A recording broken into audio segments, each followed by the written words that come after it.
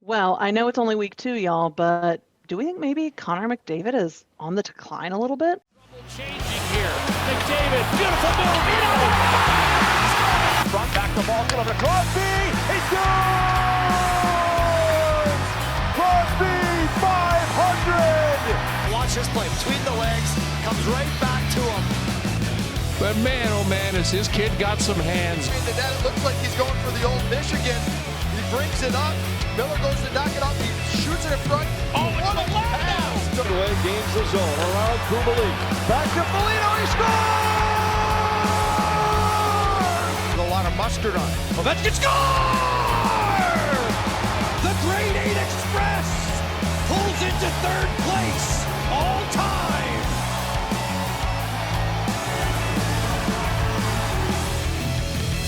This is the Pucked Up Podcast. Welcome back, Mother Puckers. We're so glad you are back joining us for another episode of the Pucked Up Podcast. As per usual, I'm D-Bag. That's Danger. I don't know where she's on the screen. She's somewhere. You'll find her. And if you're listening to this on your favorite streaming platform, you'll just hear her voice. Danger It's me. is here. I'm Danger. It's me. Also, I'm Danger. Chris is here. I am here. Hello. And of course, yeah, always joined by Chris. The deepest who, voice. again, somewhere It's on the Chris. screen. I don't know. We'll fucking figure it out one day. He's the bald We are one. hockey lovers. We are not professionals, y'all. Let me make that real fucking clear from the jump. But we Little are column professional A, hockey lovers. little column B. We are professional hockey lovers. That's We fair. are. That is true. Hail to the Yat. And the Hell season yeah. has started. Thank God. You know, I look forward God, to October every year because this means that we're back into hockey. I'm back to my possibly 3 games a week, of which I get to watch any number depending on, Right. what the fuck is happening in life. But True. it's always super exciting. Yeah. It is. It is. You get Spoopy Month Yes. and Hockey Month All rolled into for one, man. some of us. But no, I mean, we'll get into how I feel about hockey season so far. But Yeah. it's yeah. back. We'll At say least those I'm thoughts for glad. later on. I'm glad it's back. I've been to 2 out of the 3 Wild games. We've lost them all, but we didn't suck horrifically. Like, we at least were able to play tit you for go. tat for the most part. Yeah. There were definitely some improvements that need to get made. My theory going into it is usually the Wild start off with a bang and we're doing really well at the beginning of the season. And then we lose our shit when it comes to playoffs. We're not Right. doing great at the beginning of the season. We are 0 for 3. I'm hoping maybe this year is the year we don't lose our shit at playoffs. So I mean, hey, holding on to that thought Sometimes process. that's the magical factor. But you know, we have a lot of new Absolutely. players, and we're figuring out what our stride is, and I think that there still is a lot of good potential. Yeah. And the most absolutely. important part, we're 3 games into the season. Yeah, we're 3 Yeah. games in. Like, that's I'm 4 games nothing. in. You've got We 79 did more really well games in to the figure it out. preseason. Like, just because we're 3 Yeah. games into the official season and not doing great doesn't mean. I mean, you got to look at the whole hog, so to speak. Because, I mean, So, Anaheim is 1-3 right now. So, yeah, like but it's not the end of the world that we're 0-3. I do think it's the first time that the Wild have been 0-3 at the beginning of the season. I think we've at least won one game. But we played the Rangers, the Kings, and the Avalanche. Like, 3 really strong teams. oh yeah. Yeah.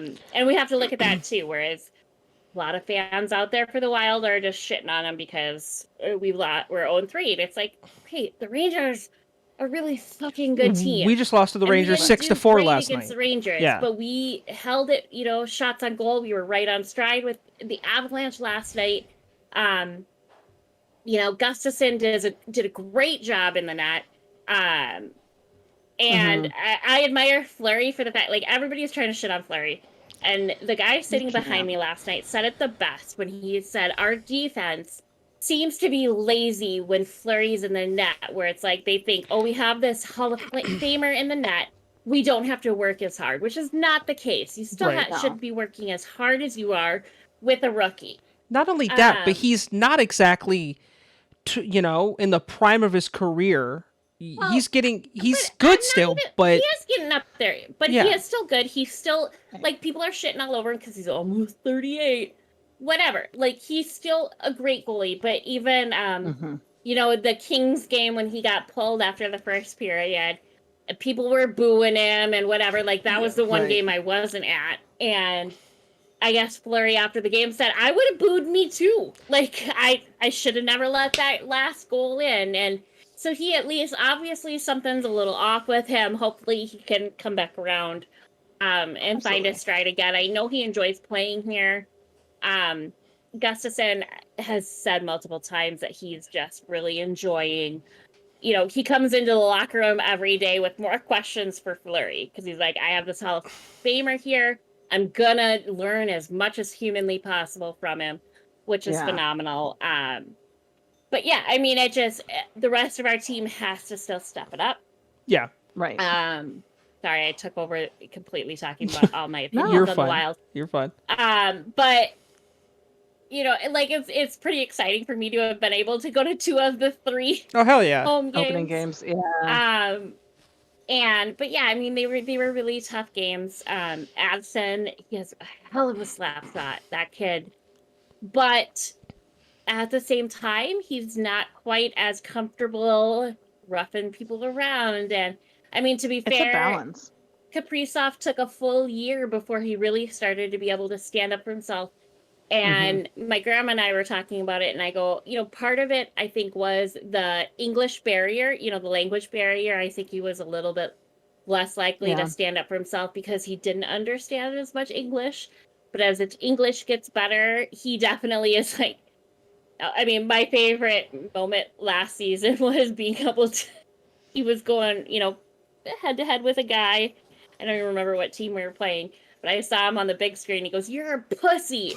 And the guy goes, "What?" He goes, "You're a pussy." And I could just read his lips clear. That's awesome. Good to know his English is coming in well. Yeah, he's figuring it out. The important things for hockey players. Exactly.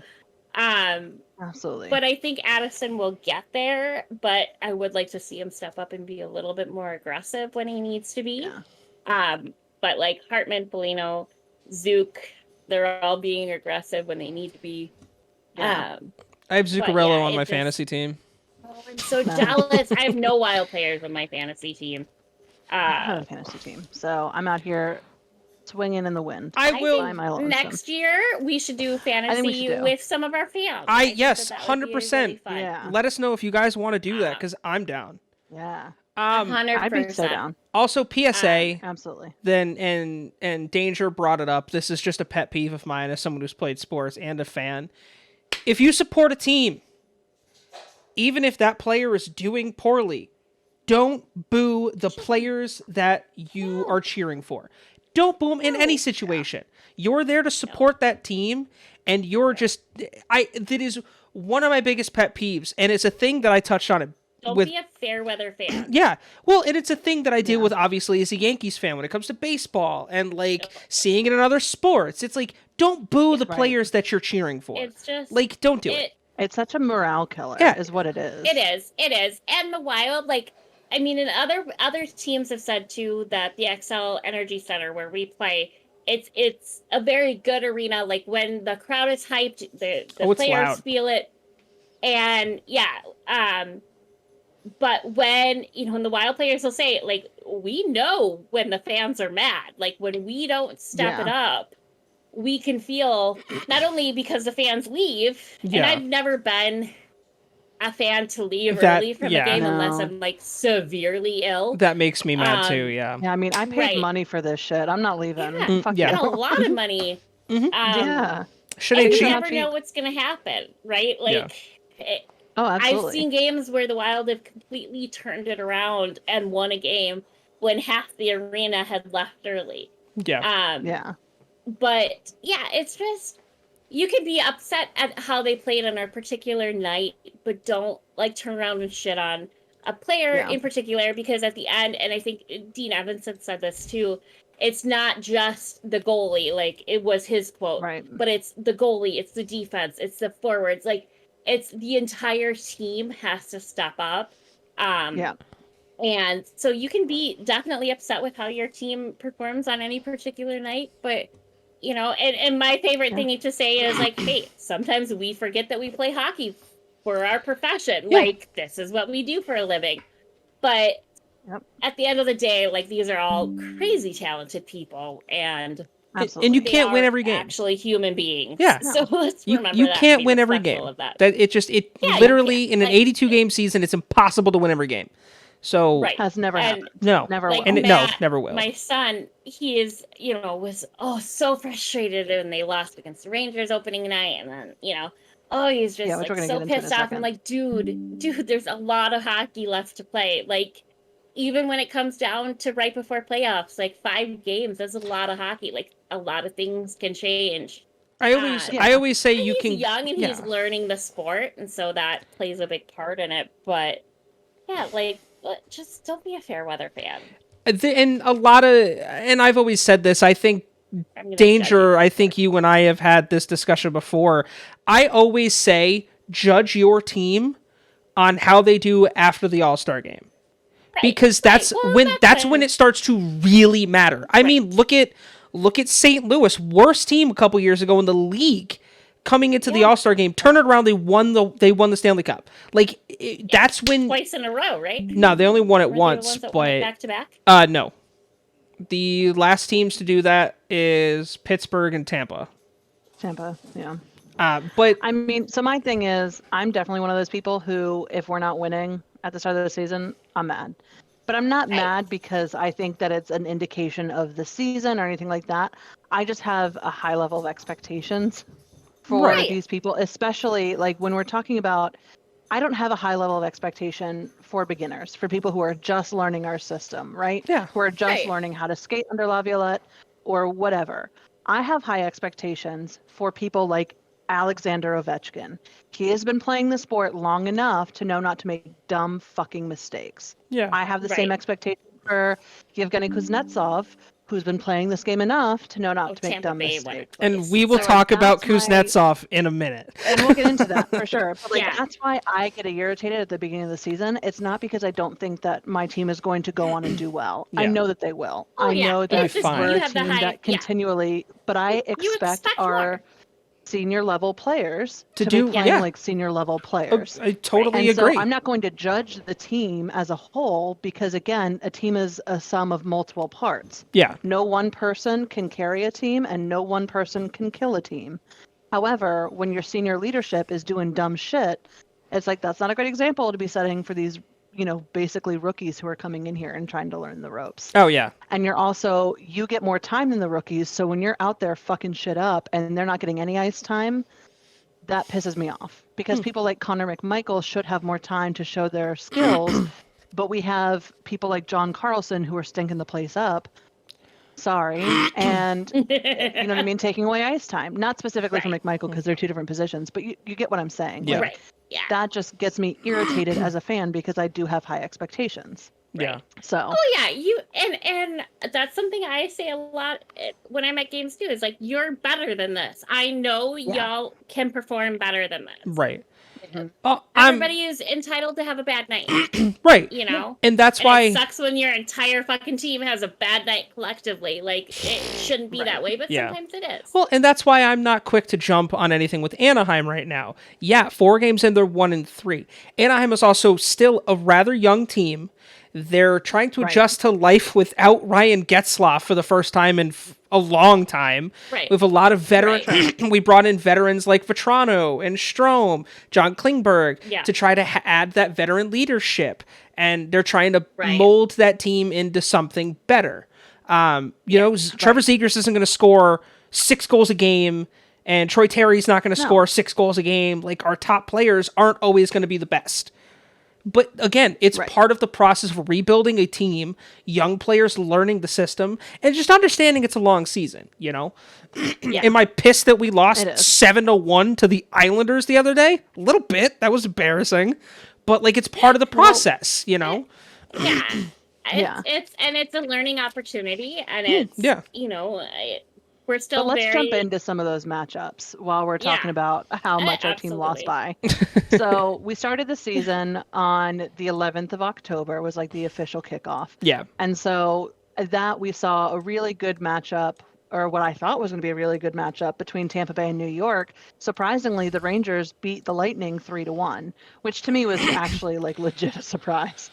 I was not expecting that. But the Rangers, I think, and we can talk Rangers about are that more putting in later, work. but after seeing them play, they're going to be a tough team this year for people to beat. I know for a fact I've said this to both of you, but and last year was just scratching the surface for the Rangers. The Rangers are going to own the Metro Division for a long time.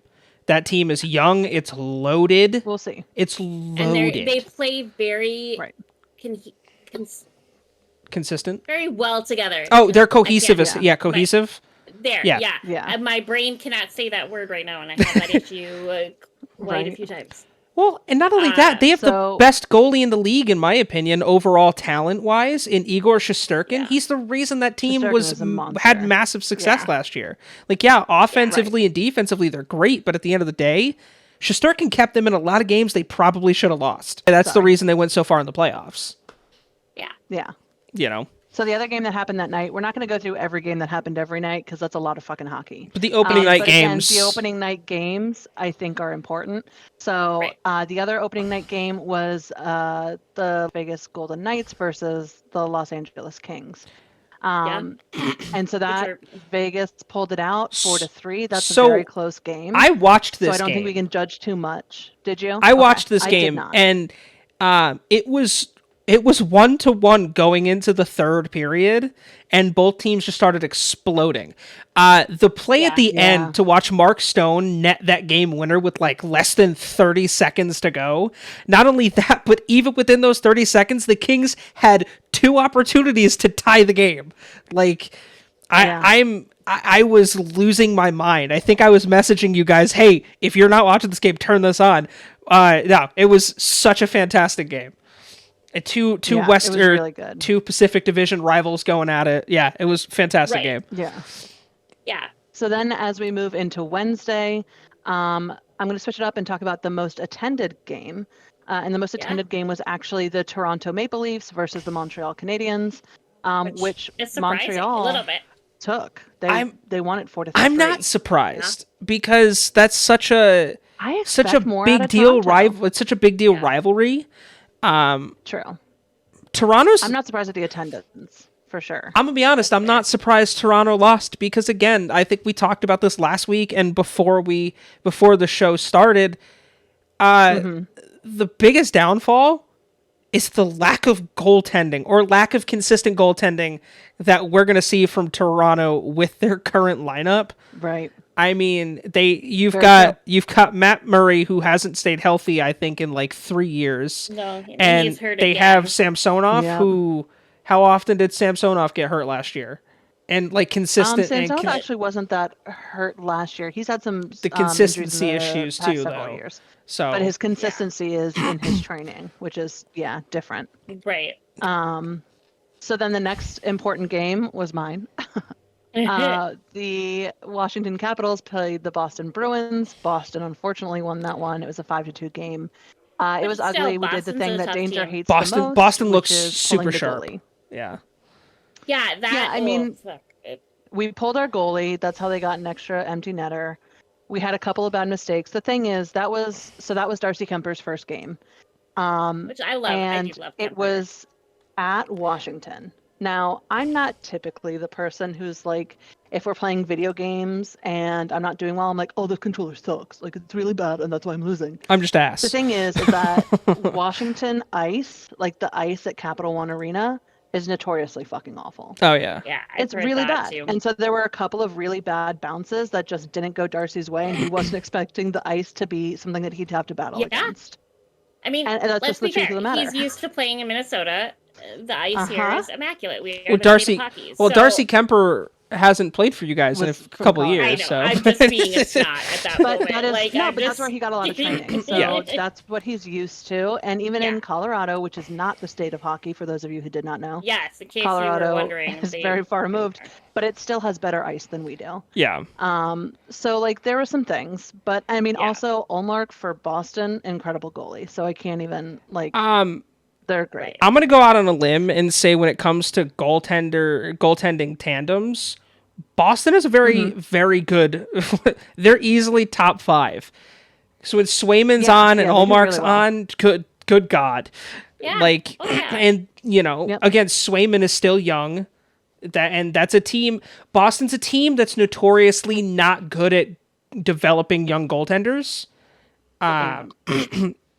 So, I that's super exciting for them that they've nailed down 2 solid goaltenders. Are you guys surprised that this far into the season, like already a week in, we've only had 3 overtime games? No. No, because and that, so we were talking about this too, my grandma and I, when we were leaving the game the other day, because I remember way back when, because I'm older than dirt, like high scoring games were not the norm. And even the Wild, like we've had a lot of high scoring games already. Yeah. Where it used to be where it was really tough to even get 1 goal, let alone 3, you know, and I think when we played the Kings, we lost 7-6, and that's unusual. And same with overtime. And so I'm not overly surprised by that. No. I think it's a trend that's going to stick around. But I also think honestly. that I think the high high scoring scores are gonna- games, that's a testament to the evolution of the players, the skill set. Absolutely. Like these players are so like way more athletic than a lot of players that played in the last 20 And to a lot of even the like rule 15 changes years. Yeah. come into part, but yeah, it's just very much like it was just a different thing, because I noticed that too in the playoffs last year, where they were all really high scoring games, and I will admit I was not the greatest hockey fan after I had my kid and up until like last season, when I finally felt like I had the energy to follow hockey again more extensively than I did prior to that. So and maybe it's just because of that, where I felt like, holy shit, like, is this gonna, every game is gonna be 5 or more? But yeah, sure shit it was, so but yeah, I think the overtime games is something too that we might see less of. I think that curb might come back down. See, I disagree, but it because might not, I disagree only because the level of talent on these teams now is starting to become, and I think the NHL is super like special in the way that like 3/4 of the teams in the league are legitimate. Like they could be a playoff team, like and the talent level on each team is getting so much closer. I feel like we're gonna see a lot of overtime games. I will say, well, speaking of overtime games, that was the next one that I was going to highlight for Wednesday night, was the Seattle versus Anaheim game, where Anaheim took it 5-4 in overtime. So that, I mean, I was surprised that it was Anaheim to be in an overtime game. So Anaheim almost blew that game. Yeah. I mean, a matchup between Seattle and Anaheim, and Seattle also to keep battling it out for that long. I think that was a surprising. But that's also a testament to the growth of Seattle over last season to this season. Like you've got young talents like Shane Wright, Matty Beniers. You brought in some veterans. You tried to upgrade goaltending a little bit. Like it's not that they're not trying, but they have a lot of young talent. That team has a really bright future. So I'm not surprised to see that the game was that close. I'm shocked that Anaheim kind of almost blew that game the way they did. They were up pretty good and they were playing really well. But Seattle I think might surprise some people and definitely not being on the bottom. It's the troll. It's the troll, admit that it's the troll. I know we already mentioned Danger's first game to the New York Rangers. That was an unfortunate loss. It was, Washington but it still lost was to a Toronto decent game. that same night. Yeah. Yeah.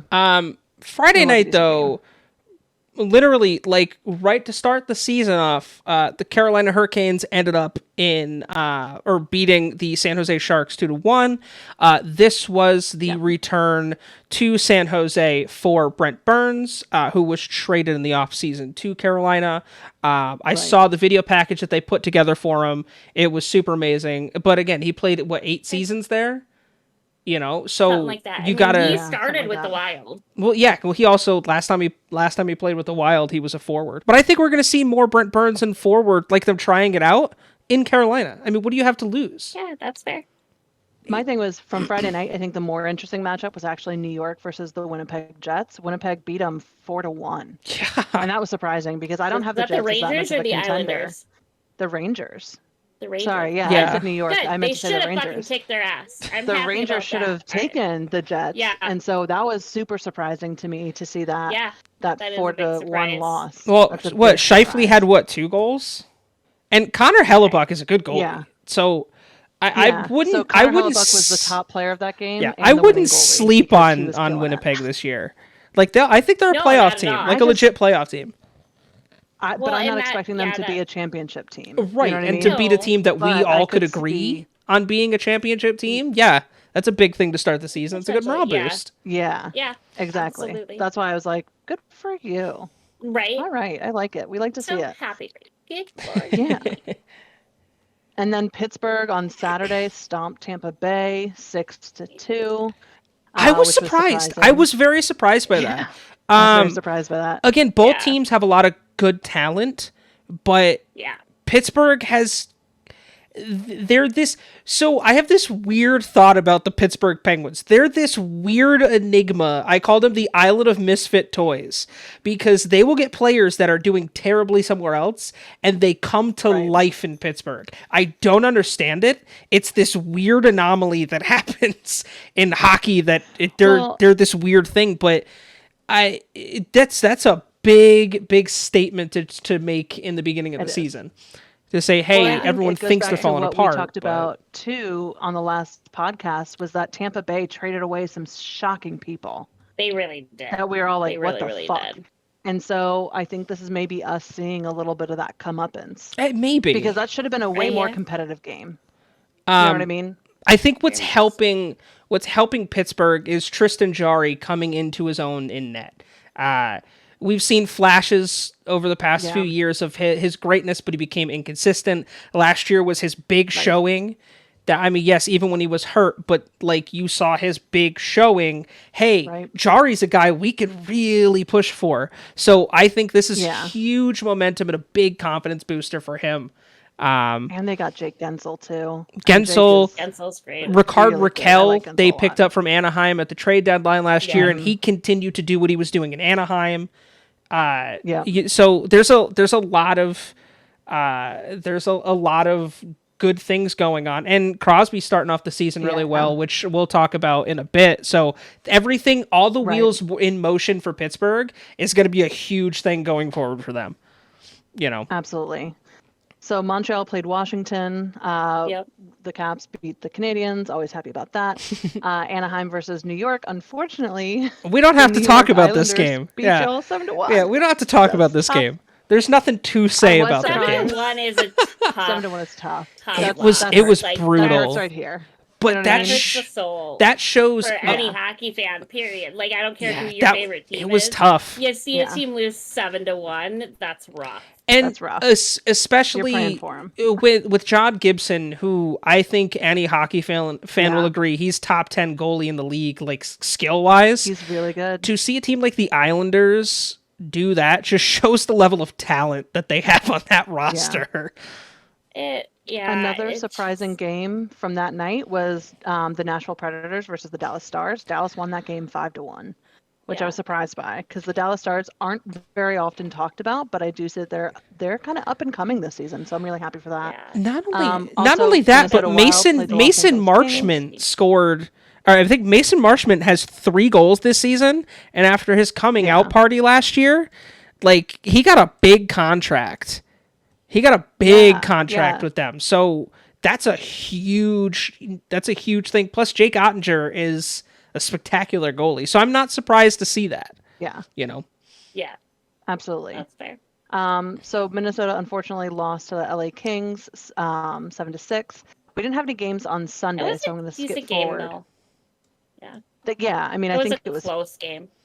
yeah. A really close game. And they're that's So in another those- young team that's got a lot of promise. The last day that we have like full results from, because we're recording this on Tuesday night, is Monday. We had several notable games. The first of which I'm going to talk about because I find it interesting. We were just talking about how well Winnipeg did. They lost to the Dallas Stars 4-1.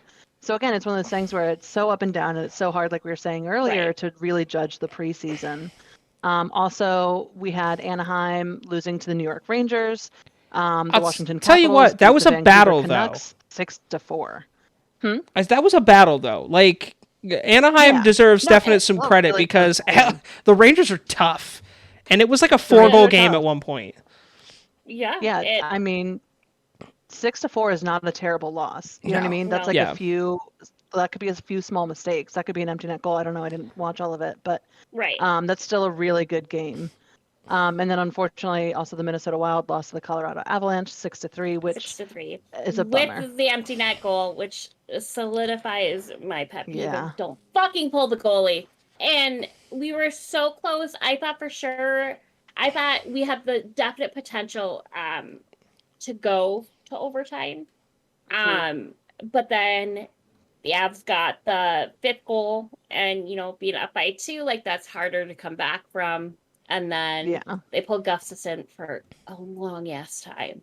So it's not even just pulling the goalie. You pulled the goalie for like multiple puck drops. Like you pulled the goalie for a long time. And the empty netter goal was straight off a puck drop. Like puck dropped and went straight into the net.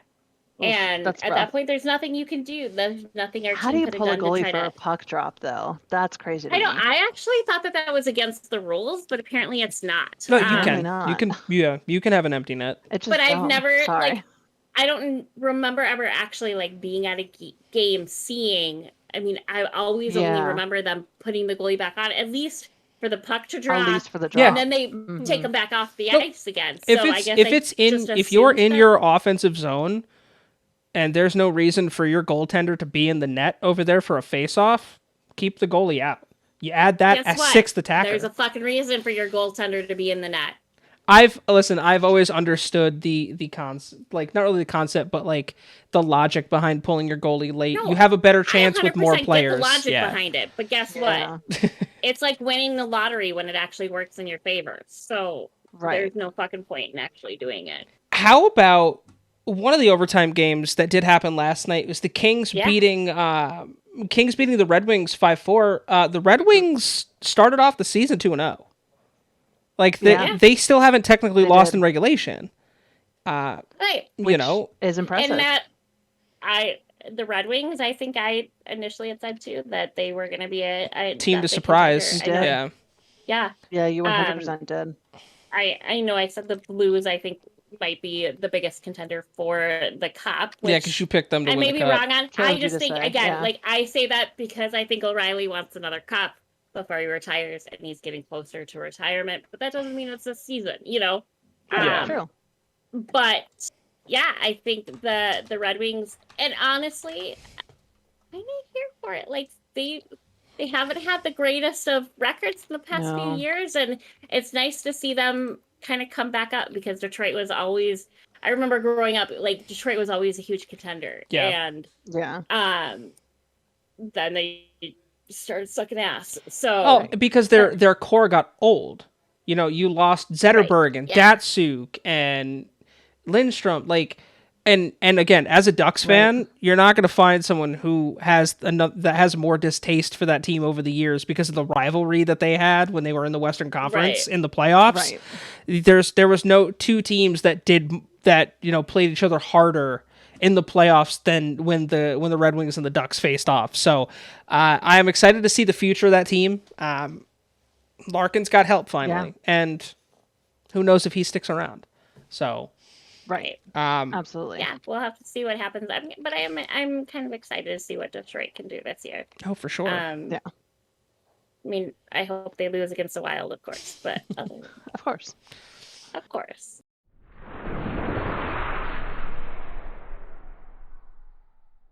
Well, let's jump into some stars of the week. So every week the NHL picks 3 stars, people who are leading around the week. So this year, it's not the end of the year Well, yet. technically, you're not Thank wrong. fucking You God. know, Yeah. True. This is the first You're week not wrong. of 3 stars of the week. So to kick it off, we have Sidney Crosby, who got the first star. I don't actually hate on Sidney Crosby that much. No, I do I don't respect either. that He's a very talented good player. at what he I does. mean, yeah, he's got I love to 6 hate on him. points in I 2 love- games. I just so do love to hate him. 6 points. 6 points in 2 goals, games. 4 assists. Yeah. It's awesome. This is his 18th season with the Penguins. And he's the most in that like, franchise history. He's had a long career. It's the same thing with Ovechkin, though. Yes. They're not showing signs of slowing down. Yeah, you have all of they're these really not. these great young players, but they're all like, "Hey, we're still here too." And Crosby's only Right. in his Absolutely. mid-30s. And thinking about how long he's been He's playing. a year younger than me, so 35. Yeah, so think about how long he's been playing, and he's still there's still a lot left on the on the table for him.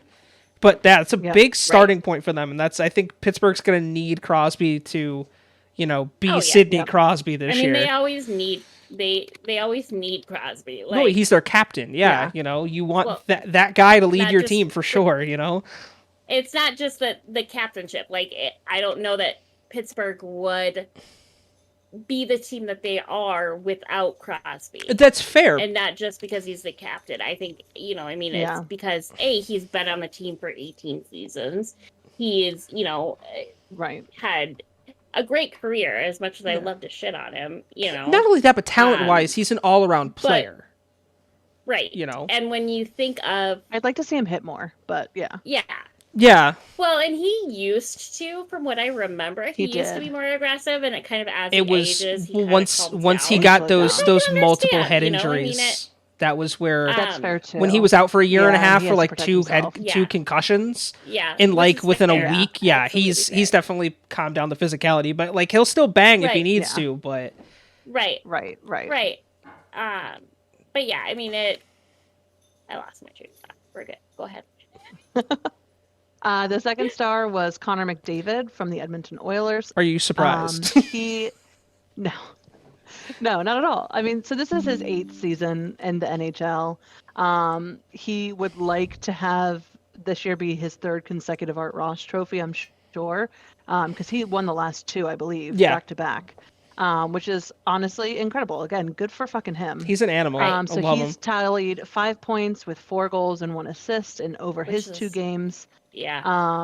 Which again, really awesome start. His 3-goal performance marked the second season opening hat trick of his career, and he has become the 3rd player in NHL history to record multiple hat tricks in season openers, alongside the likes of Brendan Shanahan and Cam Neely. Those are some pretty great names to be attached to. That's what I'm saying. He's up there making records himself, and to be still so 8 years seems like a fucking lifetime to me, but that's still relatively young in the NHL. So to be progressing that far is really kind of impressive. Yeah. So he made 2nd star, and then 3rd star was Jake Ottinger, goalie for the Dallas Stars. He went 2-0-0 with 1.00 goals. I'm gonna say, do you know what his goals against average is? 1. He's given up 1 goal this season. I just like that I put 1.00 goals against. That's just 1. Why don't you just say that? I just find that kind of stuff funny. But I guess because statistically, as the season goes on, that'll change and it'll be like 1.37 or Well, it depends on how many goals he gives up, wins, losses. I love that 3 games into the season, obviously we're talking past to current time, as of time of recording, he's got 87 saves. He's 87 for 88 and shots facing him. Which is to start the season. Really it's wild. And he's 23. So his abilities, and with the defense that they have, obviously now that they're lacking John Klingberg, but still, you surround that guy with some good defensive play. Watch out for Dallas, man. Right. Yeah, and I mean, he was drafted in 2017, so this is only his 5th year. So he's still got a lot to go. And he's only played 80 and I think games. He was He's gonna be drafted a when he was really 18 good then, goalie. yeah. And he's only played Yeah. 80 games. So, again, 23, Yeah. there's a bright future for Jake Ottinger. Absolutely. Yeah, absolutely. Absolutely. So Yeah, those definitely were somebody to keep stars an of the eye on. week. For sure. So- And all three of these people, everyone's always watching Sid. Connor McDavid is always Oh, drawing yeah. headlines. Yeah, Sid you know and what I mean? Connor, And so I'm glad you're to see watching, Jake yeah. up there with the likes of them. Yeah. Right, 100%. Right. And then I guess the last thing I did want to bring up with everyone before we get into our standings and suspensions, because we got a lot to talk about with that one. Yes. But something that is interesting, and it's not set in stone yet, but it's very, very likely that this will happen, that the NHL is going to raise the salary cap this year by at least $4 million. Or it'll be for next essentially season. what happened, Yeah. right. The 23-24 season. So when the pandemic hit, they essentially things went into escrow debt Right. for players to pay back the league because they weren't making money because everything had to shut down and everything. So there was a ton of debt that was accrued, and we've been slowly paying it off. And one of the reasons that we were able to pay it off was that they did $5.4 billion in hockey-related revenue this past season. Yeah. Which, truly is astounding. That is a huge, huge number. So they're expecting that by the end of this season and the start of next season, they'll be able to confirm that they're going to be raising the cap by at least 4. If it doesn't happen, if we don't get the, and I say we like I have any part in this, if the NHL can't make up some more money, then it's going to go up by $1 million next season, and then an even bigger increase in the 24-25 season. Yeah. So we're still probably going to see increases for a couple of years as hockey gets back on its feet. And again, when looking at the numbers from attendance this last week of hockey, the lowest that I saw was 14,000 attendees in the stands. Unless which is still you're pretty decent. in Arizona when there's Unless only you're 5,000 right, seats. and it's 10,000. Yeah. It's only 5,000 seats. It's great. Is it? I thought it was 10. It's only 5. Oh man. That's rough. That man. sucks. That's rough. Listen, I'm going to say but, what every no other one game else was has there. said. I'm going to say it because everyone wants to shit on him, but it's the truth. Gary Bettman is 100% the person that fans should want leading this league forward. Look at the growth in attendance. Look at the growth in just in TV. They've added 2 teams in the last 7 or 8 years. Say what you want about the guy, but I think Gary Bettman is doing a great job. For what he's had to deal with at least the past 2-3 seasons. First of all, Gary Bettman's pet project is the Arizona Coyotes. Oh God, yeah. He brought that about. So he wants to keep him still in Arizona. Yeah. You know what I mean? Gary Bettman did make for plans, obviously, to get the Kraken in there and Vegas, and those were really smart moves. But also, it was up to the marketing of those teams, and I think that's where they've excelled. Bettman did nothing to make C. Bowie as popular as he's becoming. No, but adding the expansion teams, that's a big move.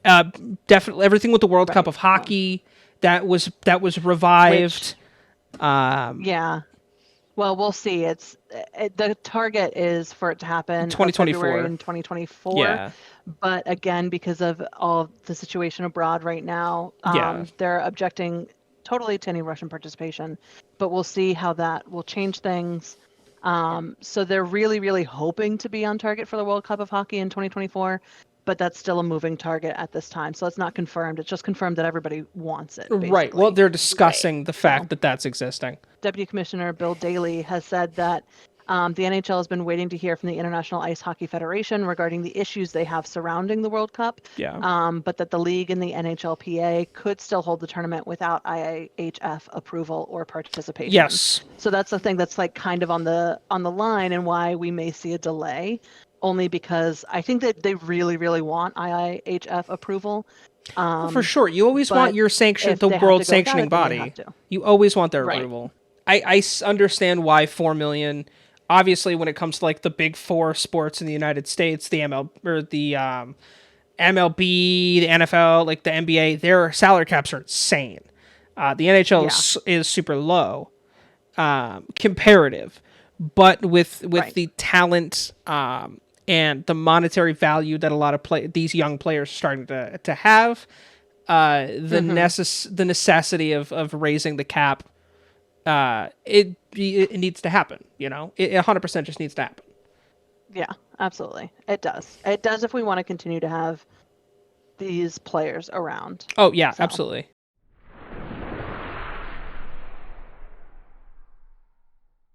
So, talking about our standings so far this season, which again, we are 3-4 games in, week 1 into the season.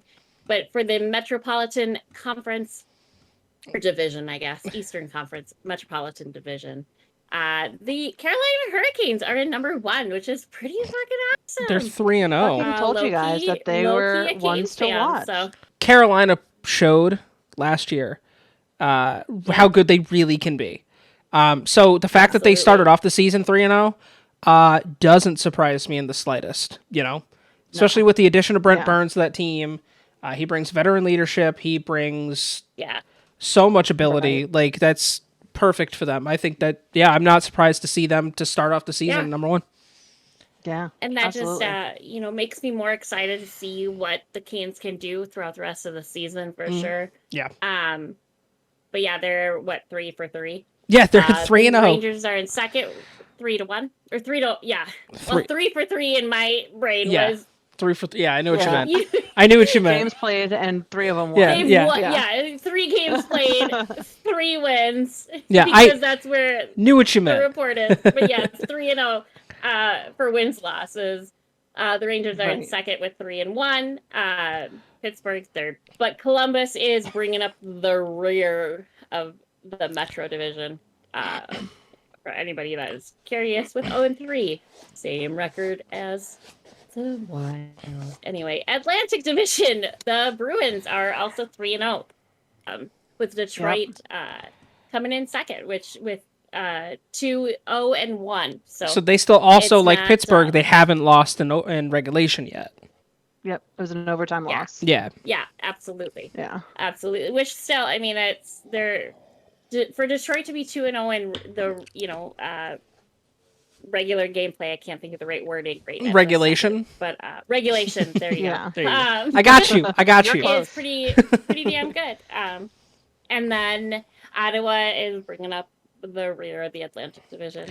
Ottawa is also in a weird spot though, because they went out and got Cam Talbot for goaltender to take over the place of Matt Murray. Oh God! But Talbot's hurt to start the season, so that's and now Murray's hurt. Well, that shouldn't shock anybody who knows the name Matt Murray. Right.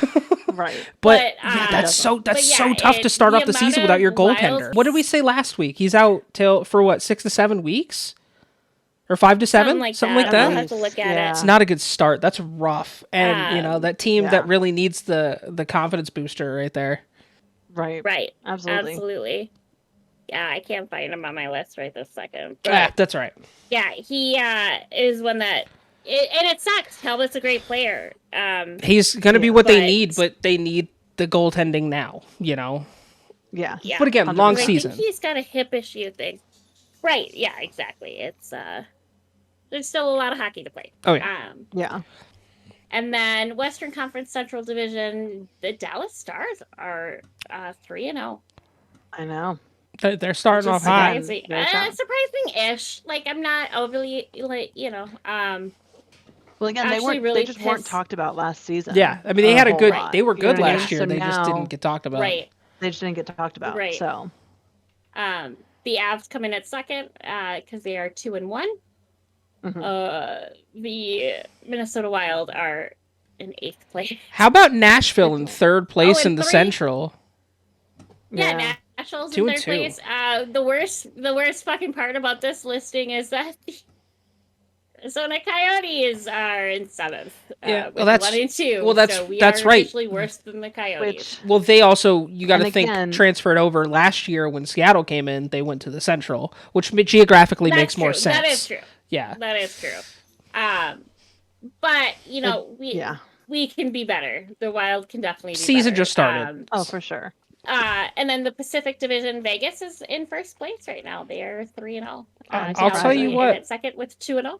What I've seen of Logan Thompson in net for Vegas, they're going to be okay, I think, without Leonard this year. If Leonard is officially out for the season, they're going to be all right with Logan Thompson. Still is talking about like that he'll be out for the season. Yeah. So far, we'll see. anyway. Team, they look good. They look good to start off. Right. Yeah. And San Jose is in 8th place in the Pacific Division with 0-4. So at least we're not. But shout out to LA though, being in 3rd right now, 2-2. You know, another young team that has a lot of talent. But they're 2-2. Like it. Again, it's so early in the season. That's a good start for them. And LA could very well do great things this season. But it's so early that like looking at going, well, they're 2-2, like that's a 50-50 shot of winning. Exactly. You know what I mean? Yeah. Like it'll be interesting to see where they go from here for sure. But this early in the season is definitely hard. Yeah, shout out to you, Chris, for saying something nice about the Kings. Listen, there is no sports team that I hate more than the LA Kings, but I give credit where credit's due because I'm a fan of the sport first. And from what I've seen of LA, even in the preseason, they look like they can go places this year. So, props to them. And Jonathan Quick looks like Jonathan Quick of old. And he really showed that last year. Because again, you got to be careful with those hip injuries. Quick showed last year that he could still get it done. So, very true. Is there anyone in like that has surprised you guys so far to start the season, and in the standings area? Detroit. I'd still go with Detroit. Oh, that they started off as well. They have. They started off stronger than I thought. I mean, I'm surprised that Tampa Bay is doing as poorly as they're doing, truthfully. And I know I've already discussed that earlier. Tampa's they're 1-2, yeah. Yeah, that's not a great. And they have a negative 3-point differential. I mean, obviously because they're losing, it's going to be negative. But you can still have a positive point differential. It's how bad you're getting blown out, basically. Yeah. Right. So I'm just very surprised by that. And again, the teams that they've been losing to is what surprises me the most. And I still am very surprised that Dallas is kicking as much ass as they are. Their point differential is +10. Yeah. Which is one of the highest in the league, actually, which is insane that the Dallas Stars are leading with the highest positive point differential. Yeah. And the Columbus Blue Jackets have the worst point differential of -9 because they've also lost every game. So it's that kind of stuff is interesting to me as well. I agree though. Dallas is kind of giving me a big surprise. I'm not surprised. Calgary. Calgary. I mean, they lost 2 good players in the offseason, but they also gained 2 good players in the offseason, and it really balanced itself out, I think. So, Calgary. I'm surprised with Vegas though, big time, because you don't have Robin Lehner in net. I wasn't sold on Logan Thompson, but I'm starting to be pretty sold on the kid. He's good, But I think that speaks to what we were talking about earlier, where it's like one person isn't in charge of the destiny of the whole team. Yeah, everyone has to step up. So because Leonard's not in net, it's not affecting how their offense is doing, and their offense is who's putting up points. And their defense is clearly keeping enough things away. That team has enough star power that right. So I think it's gonna be wild. I'm less surprised about Vegas than others. Fair. But it still Detroit, Calgary. I mean, Calgary, I just feel like didn't do much last season, and maybe I'm just remembering that because I love Calgary made the playoffs. Maybe. Calgary also won the division last year. And not doing shit is not abnormal. No, but they won the division last year.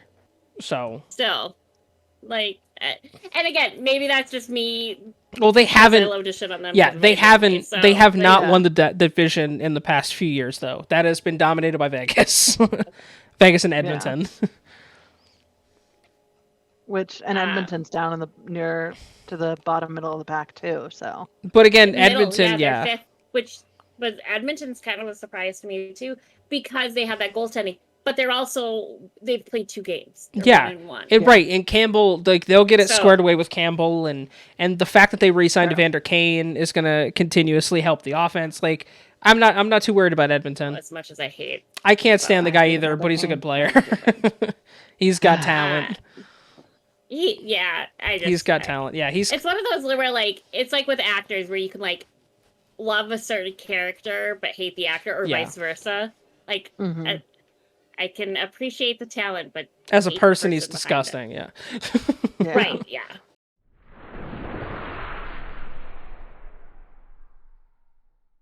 Going into some of the injuries here, we have Urho Vakanainen. Vakanainen. We're gonna pretend. Sure, Vakanainen. That's more fun to say, and that's where I'm gonna go for it. That's how we pronounce it up here in Minnesota. Sure. How do you pronounce it? Roughly around the 10th of October. Out indefinitely as of right now with an upper body injury, with no timetable for return. So I'll have to keep an eye on that. Nick Schmaltz from the Coyotes is expected back mid-December with upper body injury. 6 to 8 weeks is what he is expected to miss. Brian Little out for the season with an ear injury. It says he's on the long-term injured reserve list for the entire season due to a perforated eardrum and vertigo symptoms. Did he take a hit or something, or did he get hit in the ear with a puck? I don't know. Do we know for sure? But like what we were talking about last week with the concussion protocols, another thing, like I admire the NHL for caring that much about. I mean, eardrum and like your balance and vertigo and stuff is another thing. Like, your equilibrium, you can't, especially on skates. That they're willing to let him take the time that he needs to heal is a good thing. Sucks that he'll be out potentially for the rest of the season, but hopefully he'll be back before the end of the season. Yeah. So Jacob Chychrun, has to have wrist surgery. So is out for an undetermined length of time. Definitely sucks as well. I think I heard somewhere they expect him to be back when they play Montreal, or when they travel to Montreal. They expect him to at least be with the team. Yeah, he might travel with the team but not be back. I mean, any surgery that's required, it's hard to say until he starts to rehab. And that's still a huge loss. Chychrun is their best defenseman. Yeah. Arguably their best player. So that's a huge blow. Brandon Carlo is also out indefinitely with upper body injury. No timetable. Doesn't say if he has to have surgery or not.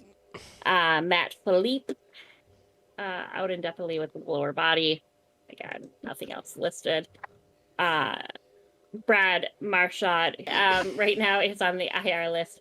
He had to undergo arthroscopy and labral repair surgery to both hips. Yikes. Anticipated not to be active until at least the beginning of December. Yeah. Really sucks. Wow. That's a big, again, another big loss for Boston. Right. Yeah. Yeah. Charlie McAvoy, early December, also with the shoulder. Due to an arthroscopic stabilization procedure. So again, hopefully we can come back as a defenseman. You definitely need your shoulder. And McAvoy, McAvoy comes back to 100% the way I think he's going to, they line him up with Hampus Lindholm in the back. That's a deadly combination of defense. Right. Yeah. And lastly, for the Bruins, Matt Grzelcyk is final with the Bruins here on IR, undergoing right shoulder open stabilization surgery as well. Likely that he won't suit up until the latter part of October. So potentially still yet this month. But you still never know. Moving on to Buffalo Sabres, we have Ben Bishop, who is potentially out for the season with a knee injury. They have Bishop. With degenerative right knee injury. So anytime something's degenerative, it's not a great sign. Yeah. And then we have Riley Sheahan out indefinitely, lower body injury. Yikes. Nothing else listed there. So final with the Sabres, we have Matej Pekar out indefinitely, also undisclosed injury though, with no timetable. So hopefully we'll figure that out. Oliver Kylington for the Flames, out indefinitely on personal issue, unclear when he'll return. So hopefully everything is good to go there. Looking at the Canes, Max Pacioretty is not expected back until early February with an Achilles injury. Oof, that's rough to lose Pacioretty like that. Yeah. Mm-hmm. And that does require surgery. Oh yeah. So, Oof. And then we have Jake McCabe for the Blackhawks with a questionable spine injury. Yeah. Cervical spine injury. It's it was in the uncertain if neck. he'll be active for Friday against the Red Wings. And that was just today. So hopefully he missed him well wishes. but yeah. Yeah, so because it has hopefully been said on ESPN that he has been medically cleared to play. So we will see what happens there. Hopefully he's not rushing back too soon. Right. Right.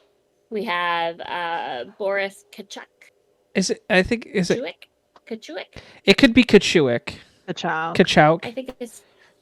I'm not sure. Kachuk. I'm not sure on that one. Yeah. Good old Boris. Uncle Boris. Our boy Boris. Boy Boris. If I ever have children. Tell me he's married to someone named Natasha. Natasha, yeah. Right. If I ever have children, OGs will get that naming reference. my kid Boris. But he is out until probably mid-November with an ankle injury. Middle of November. Ankle sprain. So maybe he'll be back. Darren Helm for the Avalanche, as of yesterday, is questionable with an undefined issue, but he sat out the last 3 games. So we don't know if he'll suit up tomorrow night against the Jets, which is Wednesday. Yesterday, if you're watching this on YouTube. You'll know the answer to that. McDonald has also sat out the last 3 games with an injury to an unlisted location. Gotta love the NHL. Undisclosed. Unlisted location, uncertain if he will dress for Wednesday's battle with the Jets. Makes my job so much easier. Moving on to Columbus Blue Jackets. Is there any news on Gabriel Landeskog, though? Because last I knew, he is still out, and there's no timetable. As far as I'm aware. Well, and he might be. It's not listed as anything new. Yeah. On the list that I have. So. Yeah, no updates for him, unfortunately. Right. Columbus Blue Jackets, Patrick Lane, mid-November, he has a elbow injury. Dude, elbow sprain. Patrick Laine being out screws me on my fantasy team. Sorry about it. And then we have Jonas Corpusalo. Yes. Out indefinitely with a hip injury. Again, a goalie with a hip injury, you never want to see that. No timetable, no information if it's going to be a surgical candidate or not. Yeah. Going on to Detroit. We talked a lot about Detroit tonight, but we have Tyler Bertuzzi out with the upper body injury, likely to miss 4 to 6 weeks. 4 to 6 without Bertuzzi's big. That's rough. Yeah. So expected back late November. And then we have Jacob Verana. We're going to say that's right. My boy Jake. It's just a personal issue. So we don't know if he'll be back on Friday against the Blackhawks or not. But hopefully. Jake then we have sweetheart. Seth Barton out indefinitely with an undisclosed injury. Unknown ailment, and he will miss an extended period. Again, you love the specificity with the NHL. Yeah. Moving on to the Oilers, we have Tyler Benson out indefinitely with a knee injury. Doesn't say if he has to have surgery or not, so hopefully not. Hopefully not. We have maybe just a sprain. Going on to the Panthers, right? We have Aaron Ekblad lower body looks like he may or may not play this week yet. But he was out as questionable.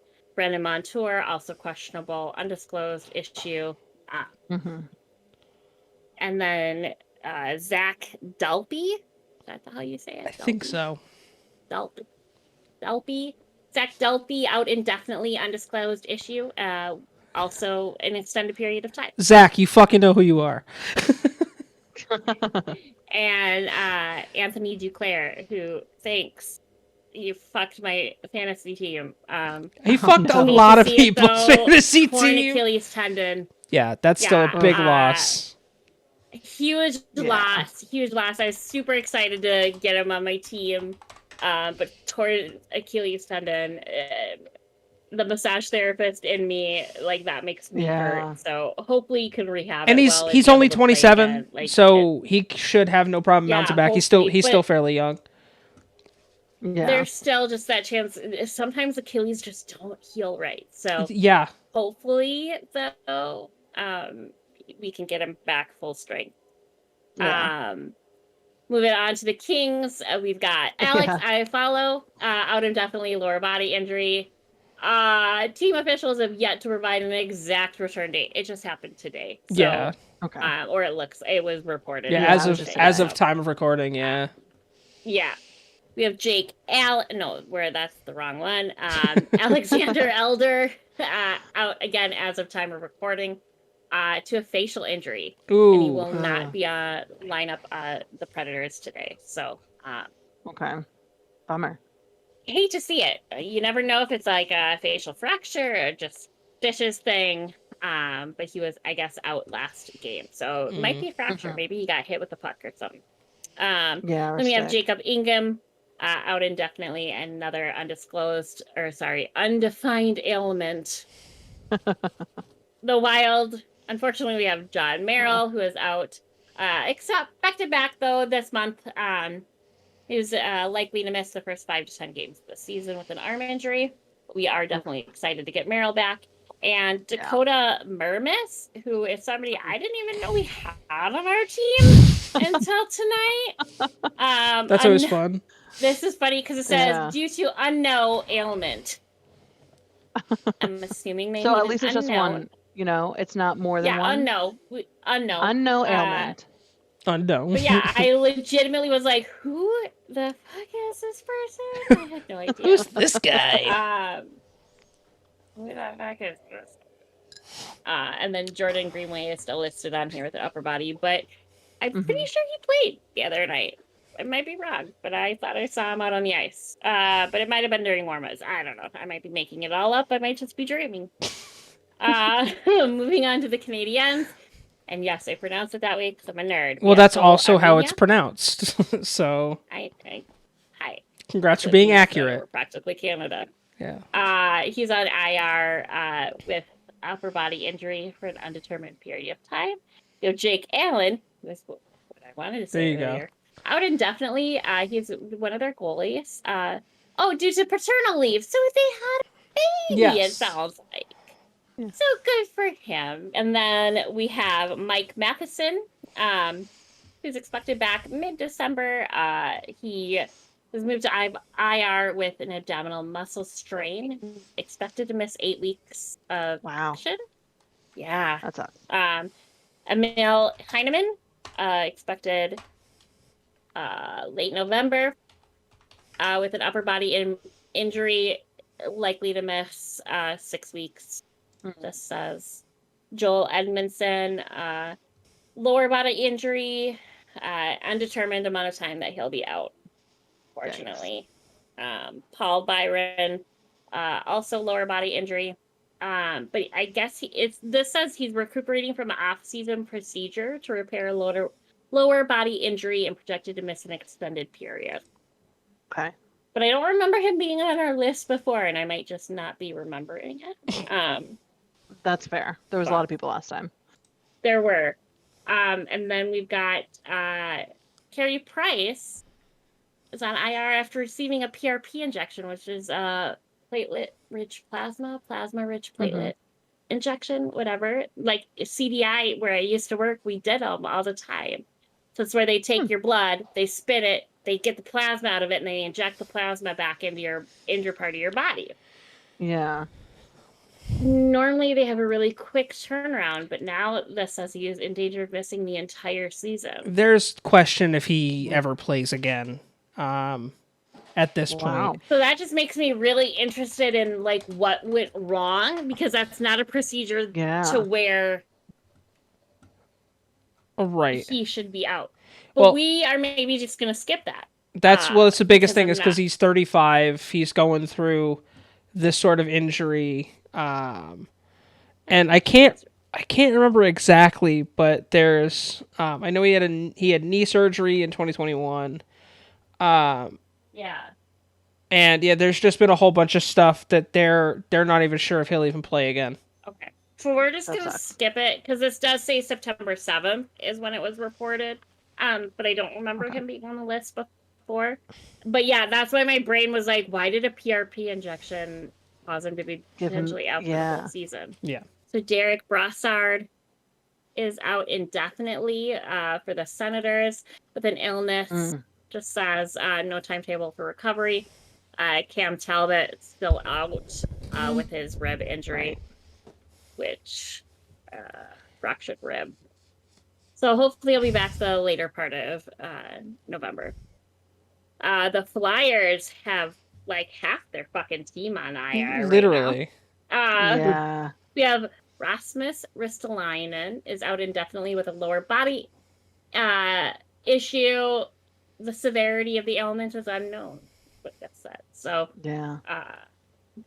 hopefully it's not as serious as it feels.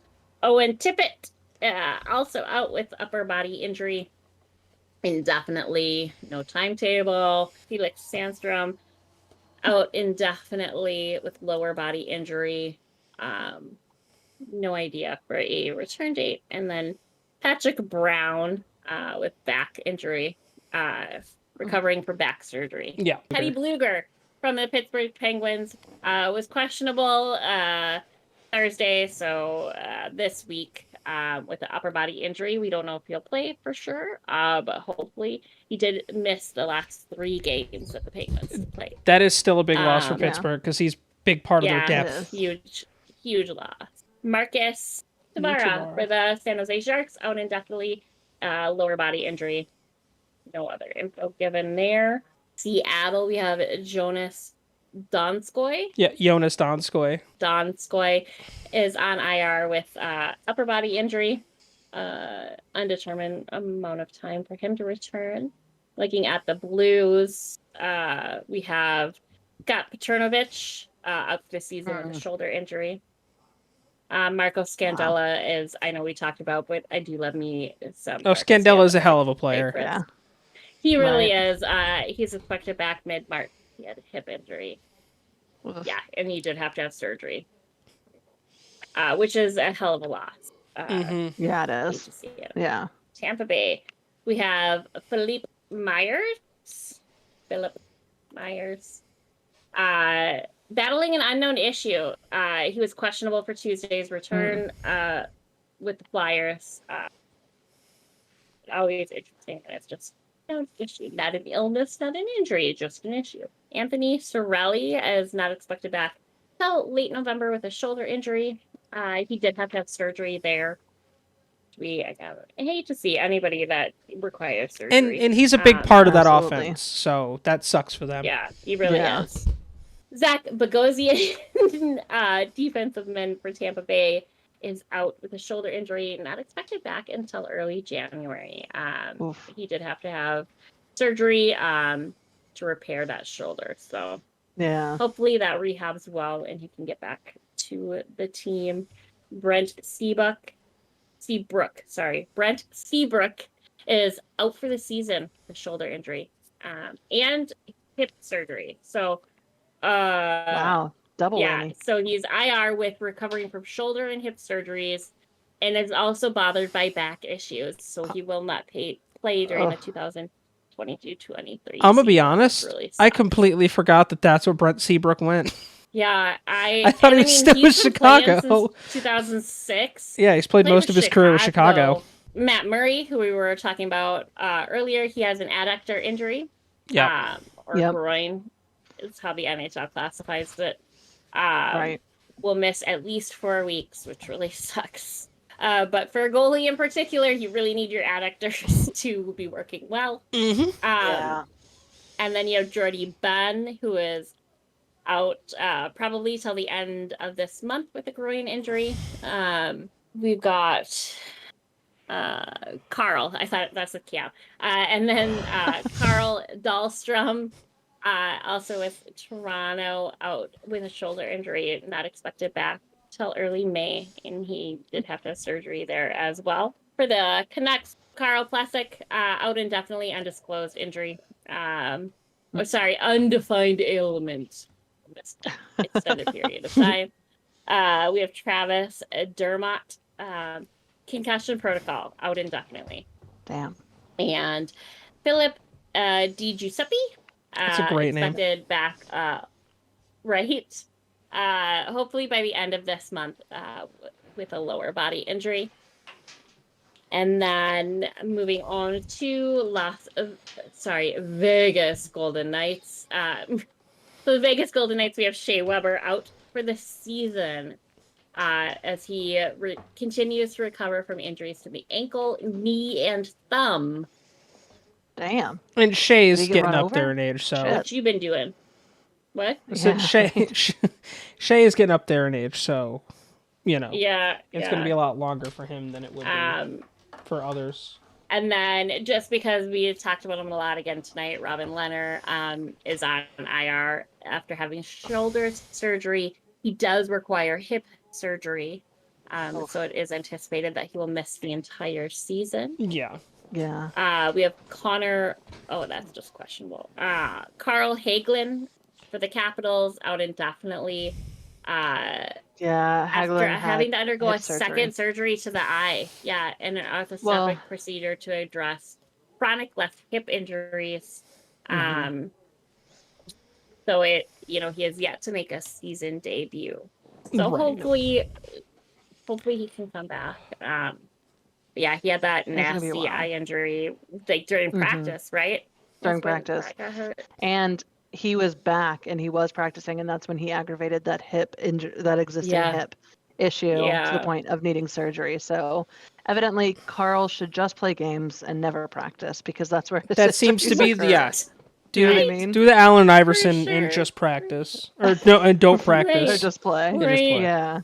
Poor guy. And then lastly on the Jets we have Axel Janssen Fialbi, former Washington Capital. Yeah, Fialbi. What a great first name. Not at all how I would have thought. Dude, the last his part of entire name, Axel Janssen Fialbi, is incredible. Him and Hendrix Lapierre, two great names in hockey right now. Those just are great fun names. to say.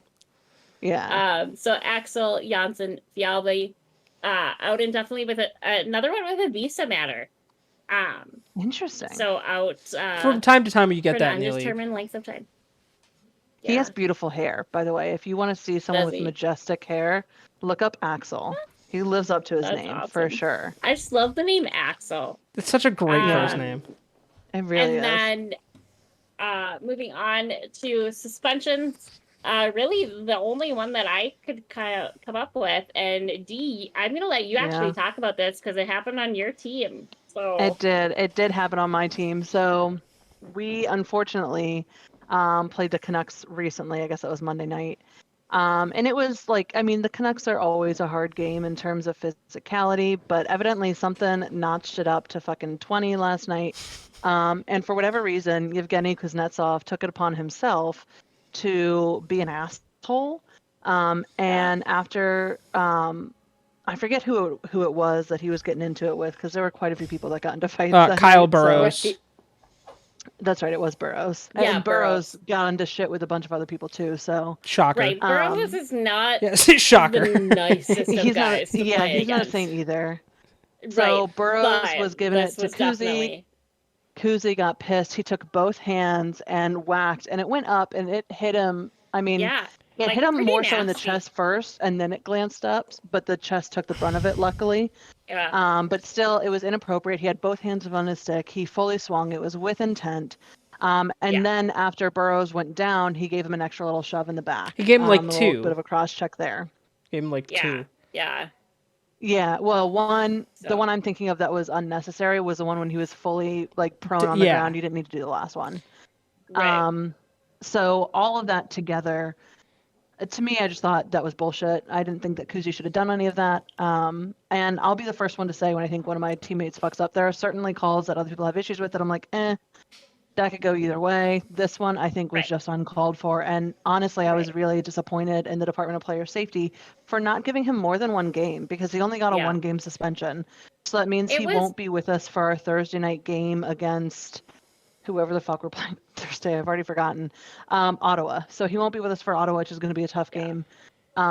But at the same time, I would not have been mad at a 6-game suspension for what he did. So And I'm And a fine to say fine. that. yeah. Honestly, because it And a was so fine. clear that it was an intentional hit. And we were talking about Yeah. this before the show a little bit, where I was saying, both games I was at for the Wild, we got a lot of the like high sticking calls or cross check, whatever, where it was like at least the high sticking. I'm like, that was an incidental high stick. Like, it wasn't an intentional. It just happened.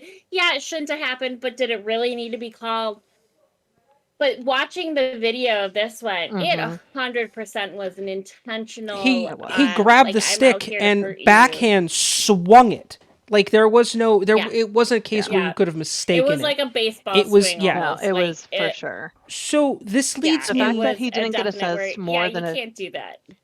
Yeah, he should have been assessed more than a 2-minute on ice penalty as well. Not only should he have had DOPS called on him for surprised. sure, but it should have been a 5-minute. Yeah, At least. minimum. So, like, I guess Yeah. here's my question. I been thinking about it. And a question I want to pose to both of you. Especially over the last 2 to 3 seasons, we've seen an uptick in a lot of emotional aggression on the ice through all teams. Do you, and I guess D, because you're a Caps fan and this happened with Kuznetsov, I'll start with you. Do you think the league needs to start holding players more accountable for unsportsmanlike plays like this?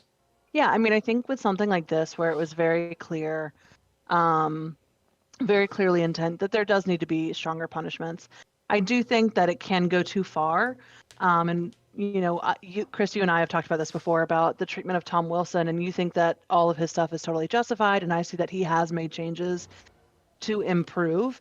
And so some of his stuff is like, the outcome is not wanted, but you can see he was actively trying to slow himself and things like that. Well, and it's the same And with so those, like, that same should be with taken- Marchand too. You could say Marchand's been Right. this and that, Oh, yeah. but at the end of the day, the type of player he is, the type of player he is. And a lot of But the times Marchand players it's don't. based on being a very physical sport, but there's a physical sport and the passion behind it, and being intentional. I want to hurt Yeah. you. Right. I mean, the fact that Hartman got fined so much last year for flicking a guy off, and Which then is you stupid. see this Yeah. kind of a high stick where it was an intentional. I'm going to swing my stick at your face. Yeah. And we talked about this last year, and obviously the podcast wasn't a thing, but the whole Hartman, like, Minnesota turned that into an amazing thing where we raised a shit ton of money for charity. Yeah. Right. And it was funny. I mean, there are now earrings for sale on Amazon, which are, at least in the Wild groups I'm in, being advertised as the Ryan Hartman earrings because they're hands with just the middle finger That's sticking out. amazing. And I'm like, I need those in my life. Thank you for so many Right. different reasons. But yeah, there's one thing between being a physical hockey player and a fighter, and like, I love the big bruise. Yeah. Chris knows Nick Delorier was one of my favorite players last season. Nicky played for after he us, came. so I love me some Nick Like, love Delorier. it. I Derek Bugard, I miss so much. He was that fighter guy, who stood up for everybody on the team. But there's that one thing of like, hey, you want to fight? Like, you want to go and just dropping your gloves and Right. throwing a couple punches. and actually trying to intentionally hurt somebody. And I think that that's where the rules definitely need to come down a bit harder. Right. Can I because Go ahead. Can I make a bold statement? Sure.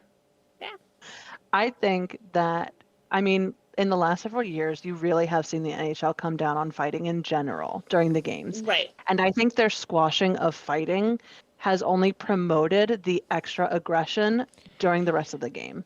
I think if they go back to being like, hey man, you settle your shit, you man up, you Yeah. square Yeah. up, It's a you self-policing call it a sport. day. Yeah. It's a We self-policing pull you apart sport. once And you hit the ice. Right. Yeah. Well, exactly. that I think if we go back to that, we're going to see a lot less of this intentional bullshit. yeah. And a lot Right. less of like the accidental, just overly aggressive bullshit as well.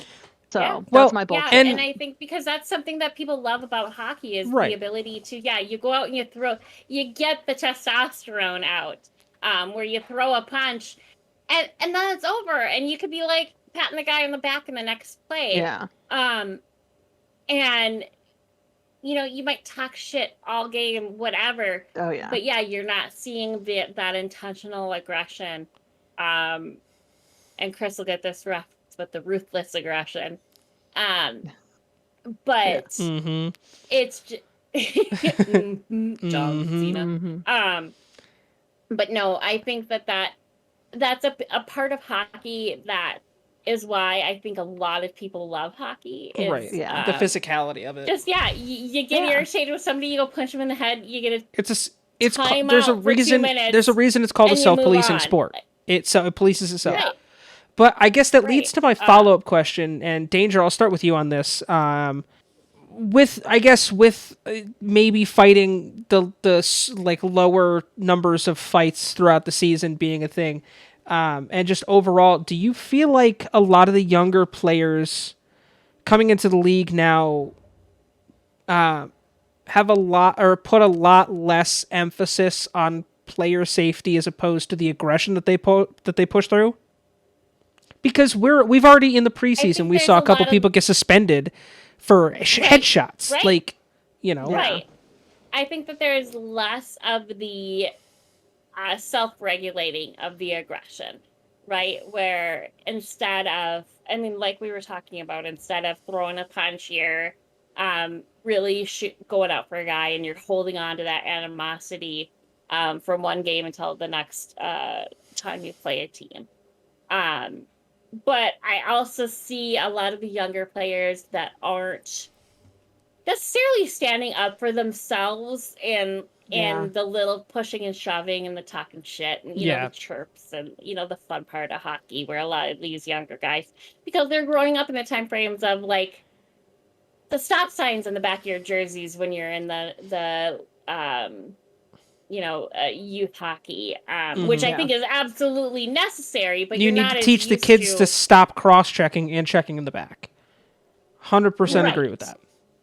Right. Oh, 100%. But that doesn't mean that you can't check anybody. Agreed. Right. And and at least here, and I don't know if it's everywhere, but so in high school, I cheered for our varsity hockey team. And when I filled in for the girls' hockey, I was surprised, but they don't let the girls check at all. No, the girls do not check at all, which I don't like. But I disagree with. Yeah, I think that's bullshit. Like, I think checking is a part of hockey, right?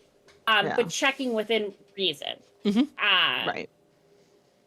And I just think, especially with what I saw personally, and that's kind of getting a little off topic, but what I saw personally in the first 2 games that I went to, the refs are calling a lot more of the tripping and the like I said, the incidental high sticking calls that are just the incidentals. And of course, it always feels like it's only against our team, because that's just the way it always feels. But Right. I think that the refs aren't realizing the line between what's an incidental penalty versus an intentional penalty.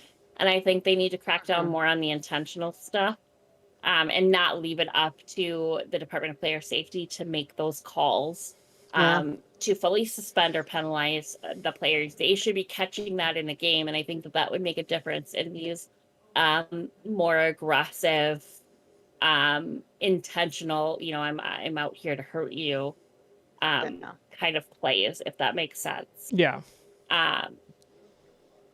But yeah, I mean, I would love to see some of the younger guys, push and shove a little bit more. And like, I know I talked about Krill earlier, but he's a really good example where the first season he was with us, he really didn't do much for himself.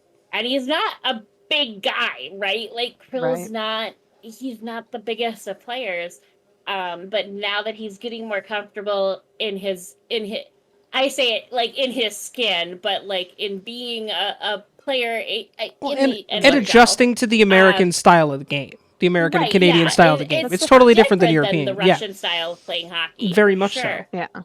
And like I said, I think I personally, and again, this is just my personal opinion, but I think the language barrier probably played a little bit of a part in it too, because you couldn't talk shit. Like, you didn't know enough English to really talk shit. So, but watching him stand up for himself more has been fun. But yeah, there's just, I love a good chippy game. I love the pushing and shoving, the talking shit. Like that makes it exciting for me, especially in teams that we're rivals with. But there's no need for that intentional, I'm out here to end your career potential kind of hits. Yeah. Anything to add on that, Dee? I mean, so I think that a lot of the younger stars right now, like Danger said, aren't focusing as much on the physicality, but they also they're not being smart about it when they do. Like there's a couple of instances I can think where it's like you got a little chihuahua going up against a pit bull. You're just getting smoked, And where you're like I totally get that you want to make yourself, you do want to stand up for yourself, you do want to do all that. But sometimes like that needs to be a conversation with your other pit bull teammate to be like, hey yo, I really did not like the way he disrespected me. You need to have my back on this because obviously I'm going to get my shit kicked. And so I think that they're, again, because we're not allowing them to self-police as much right now, you have these star players, right, who are brand new, who are tiny, like, 18, 19 little kids. They're kids. But like they're kids. They're kids. Yeah. Going against monsters. A 35-year-old fucking refrigerator, and so that's going to cause issues. And so I think that they are not keeping their own safety in mind more so than they're not keeping other people's safety in mind, because I do think that the newer stars are better. Too, right? These kids need to realize who they can go up against and who they shouldn't. For sure. And I know the NHL as a whole are kind of pulling away from the bruiser kind of a role. Well, the game itself is becoming faster. It's becoming faster with higher scoring games. I was really impressed with how fast of a game we played against the Avs last night. Again, I talk a lot about the Wild because I talk about my personal experiences. So, and things that I personally see. Yeah. But plus, you're still relatively new to following more than just your team as well. Again, I used to, and then I had a fucking kid. And it obviously realistically within time. Yeah. I will say this. Chris Pronger, he is the head of Department of Player Safety. Chris Pronger, out of anyone should know, as someone who was a quote-unquote goon in the NHL, Pronger's stats are great, but he was an enforcer. I'm going to say this. Chris Pronger and Department of Player Safety, you need to be better. You need to do better. Yeah. Because we're starting to see players like the Kuznetsov incident, like the two players that got suspended in preseason. We're starting to see things get out of hand. You need to make examples of people. Screw this slap on the wrist, CBA. You need to make an example of people to nip it in the bud right now. So this way, 6 months from now, we're not talking about this shit again, the preseason games, they were able to basically be on ice for opening night. You know what I mean? It's like that. They shouldn't have been able to start. Yeah. That should have been a massive, massive problem. They need to be way, way better about that. Because who's to say Kyle Burrows doesn't get hurt in this situation? doesn't end up like Yeah. Carl Hagelin, his unfortunate situation, having an eye injury, Right. a facial laceration. Yeah. Like this Yeah. sort I mean, of and that's the play. shit that shouldn't happen. Yeah, this should not be Yeah. tolerated. As someone who's both Right. played the sport and loved the physicality and the Yeah. aggression of the sport my whole life, this is where that crosses Yeah. the line. I agree with D. And again- He should have gotten a bigger suspension and a fine, I think. Yeah. Monetary, And a fine. and he should be And a sitting for fine. more than one game. Personally. Absolutely. And yeah, I mean, there will always be bad injuries that happen incidentally, Yeah. right? Right. But there's so much fewer and far between compared to the shit that's happening right now. And it just, something's got to give here, because it's definitely like every other fucking thing being called is not fun. I will give the Department of Player Safety credit though. Last year they 100% understood with the whole Brad Marchand situation, him getting suspended for 6 games. Though situations like that, absolutely they did a great job, but we need that consistency across the board to understand, yes, you can still fight, you can still check, you can still be aggressive. But there's a time and a place where you're a professional athlete and you should be able to control your temper and not basically baseball swing a stick into someoun's face. Right. Yeah. Yeah. You know, because that's essentially and, what he go did. out there and defend your teammates. Yeah. If somebody makes a dirty hit, even unintentionally, sometimes there are bad checks that weren't an intentional thing. Fight him. Sit in the box for 5. But Whatever. Go out there, get your Don't hit him receipt, with the get your stick. retaliation, That's such a and then it's cheap fucking retaliation. valid. Yeah, it's such a cheap retaliation to Yeah. get someone with your stick like Yeah. that. You know. Yeah. It just, it's. I fully believe that his intent was to hurt. It's what it felt and like. not and be like, oh, I'm gonna make you regret doing that. It was no, I wanna. And I will say, make you have to sit out. I don't think he intended to have it come up near the face. I do think he intended to baseball swing at his chest. Yeah. Yeah, it That did does look not make that way, it at better. least. It does not make it better, but it makes it like not as career ending. You know what I mean? Right, If he did yeah. a full Yeah. swing at his head, then he should have been. Yeah. I mean, we would be having a much different Yeah, this would be a conversation right totally now. different conversation. But the point of Yeah. contact was the chest, which Well, and the other still not thing great, of it, still uncalled for, Yeah, still but to still me a looks- 6-game suspension. it's not. But think about like with the way the sticks are made now. Like how many more sticks are breaking this season? I've seen so many because sticks break they're getting thinner already and in thinner, 3 but like games. they're stronger each. They're thinner and thinner. But that just increases because doing that. I mean, think about you get the shards that could potentially come through. Yeah. I mean, worst case, you might end up with a couple of stitches, but that's something to be considered. Where it's not just a hard chop to the chest. You could end up impaling him with a giant ass sliver of a stick. And like, let's worst case scenario. Let's not forget who we're talking about too. Evgeny Kuznetsov has not exactly had the best reputation over the past few years in the NHL. He's known to have these random temper tantrum outbursts. How many games did he get suspended for failing a drug test? Since that. But again, I do want to say, like, I think it's great to bring up their past. However, we also have to look at the length of time since they last did that. When was the last time he was suspended? Right. But you also, You know what I mean? So you still have to, there is a give your and take reputation there. is going to stay with you your entire career. It's not something you can escape. To an extent, but I also think, I don't think that that's like fair. it shouldn't always stay with you, right? Like a player can have a reputation, but if they make an honest effort to try to change it, that should be recognized too. Oh, for sure, but like you it also sounds like he's making a mistake that he's made before, and at that point, if you're making the same mistake again, you should know better. You know, and he's had a long enough career at this point that this shouldn't have even been a situation. He let his anger and emotion get the better of him, and he shouldn't have. He should have been able to curb that. I will say, under the terms of the collective bargaining agreement and based on his average annual salary, Kuznetsov will forfeit $42,162.16. The money will go to the Players Emergency Assistance Fund. Okay. That is a newer thing, I believe, when the most recent CBA was put in place. But I think that's totally fair. Yeah. So just the numbers as well. This was his 4th run-in with DOPS. First, he was fined $2,000 for diving in 2017. I remember that. Suspended 3 games for off-ice conduct in 2019. Yes. That's the drug scandal that Chris was referring Yes. to. And then fined $5,000 for high sticking last season.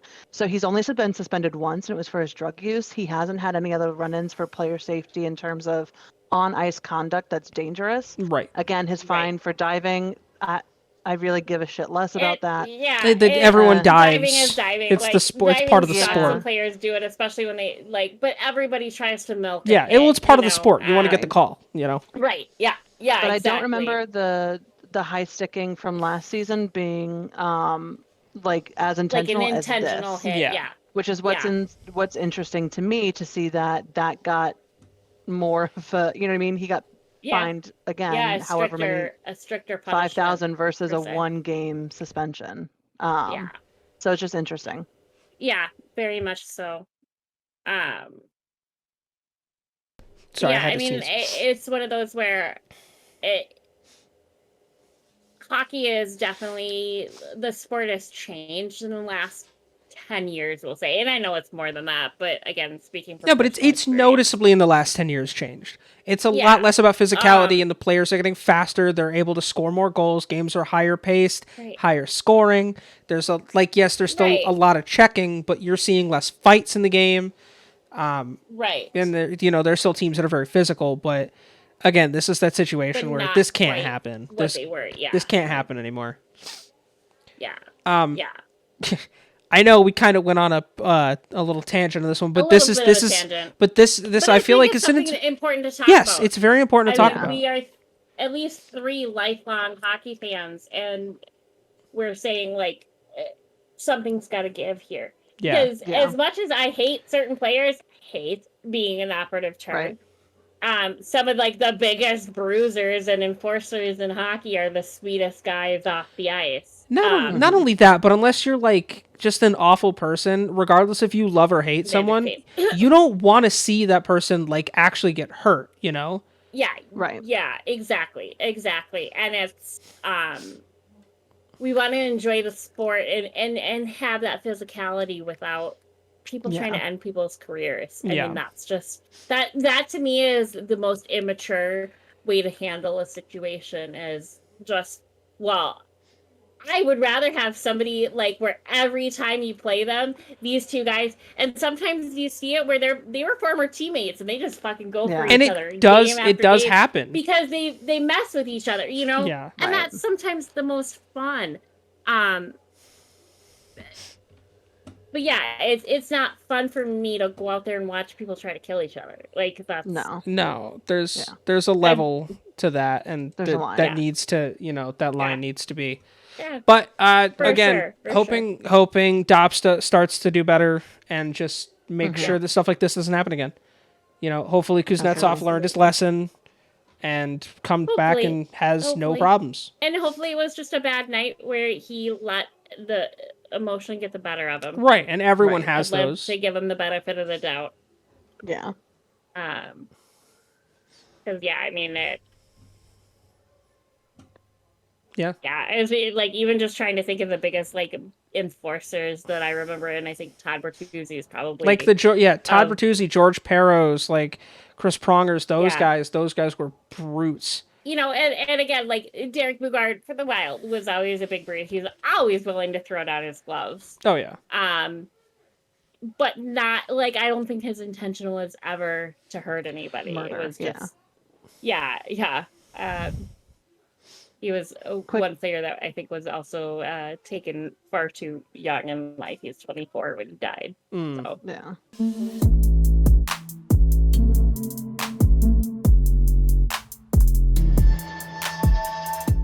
All right, our question of the week comes to you guys, and it's a fun one. Daedra, we'll start with you. Do you think Connor McDavid hits 50 goals this season?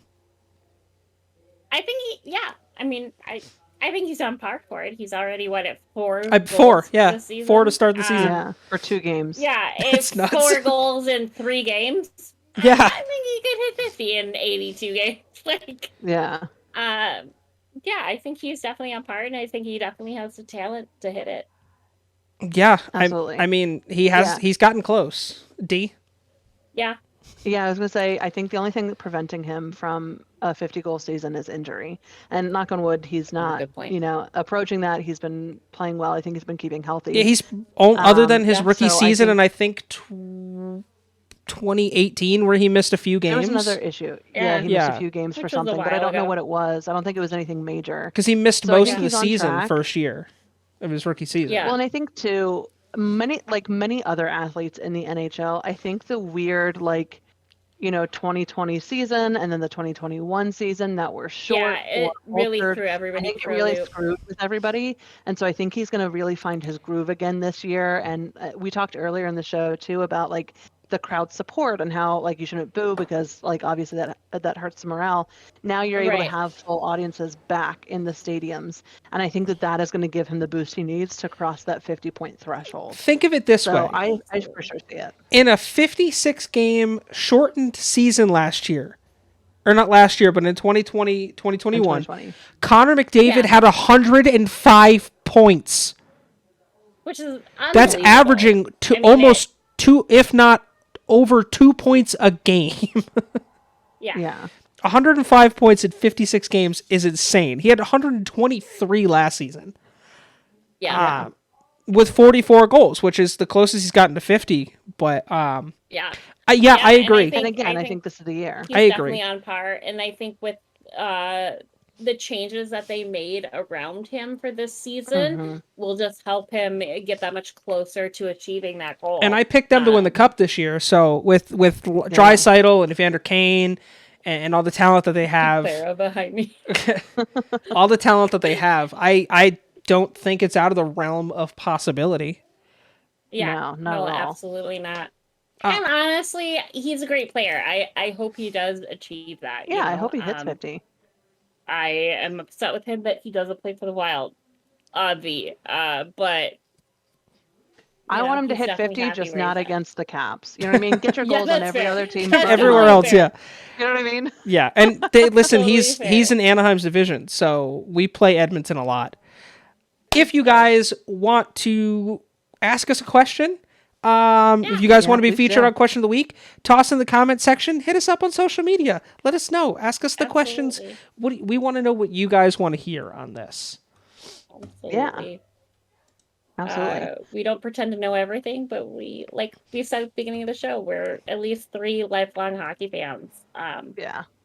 And so, don't Absolutely. ask me about statistics, but ask me my opinion, and I'm here for it.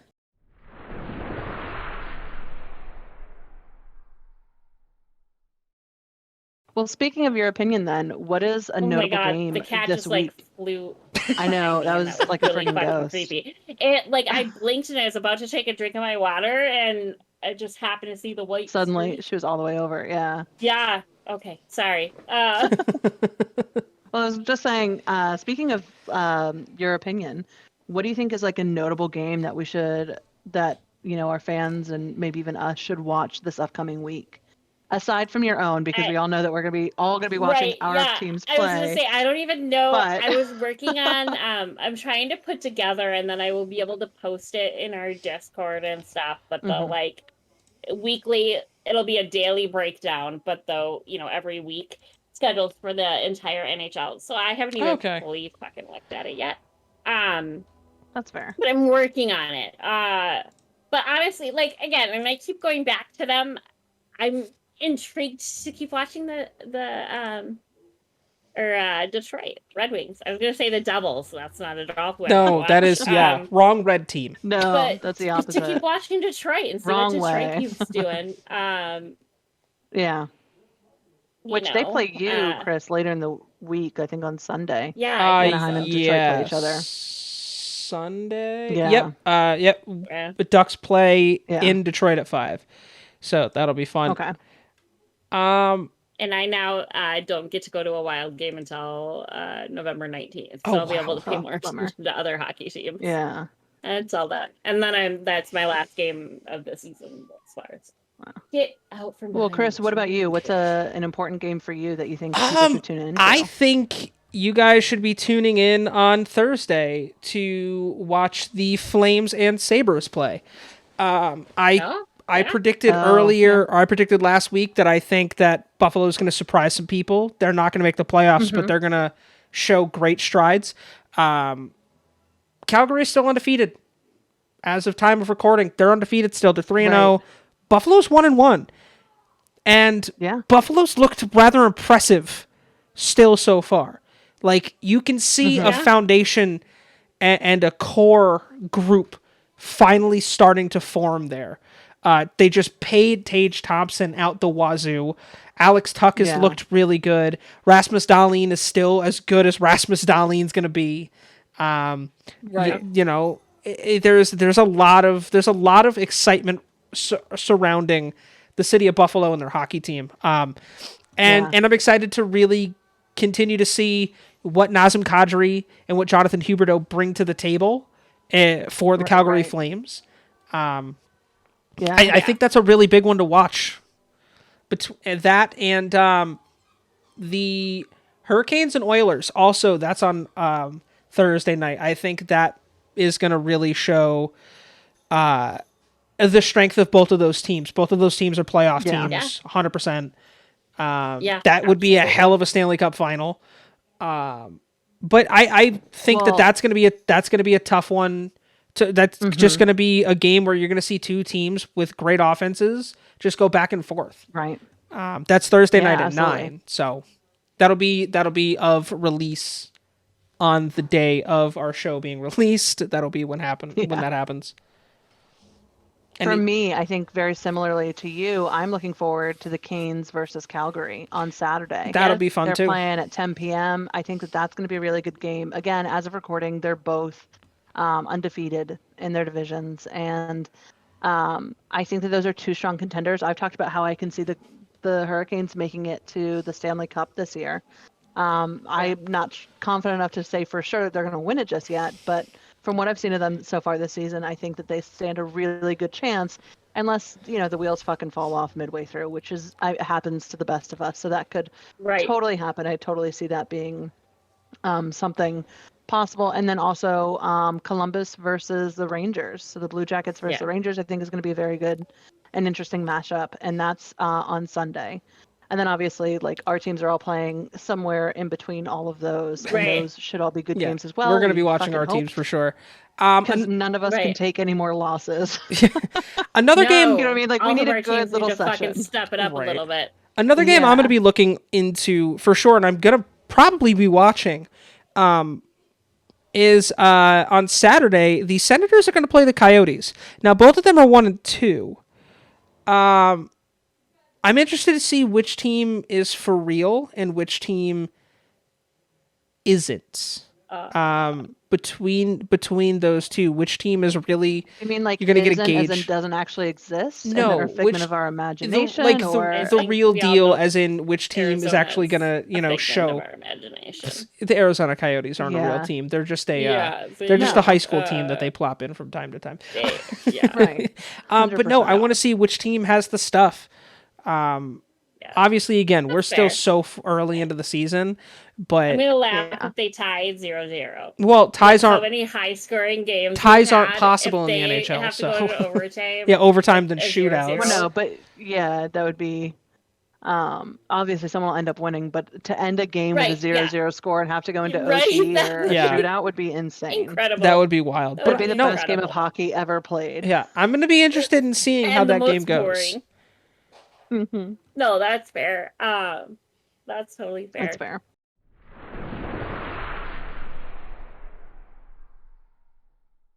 It is time for everyone's newly favorite section that we do to round off the show, the obscure Stanley Cup champion.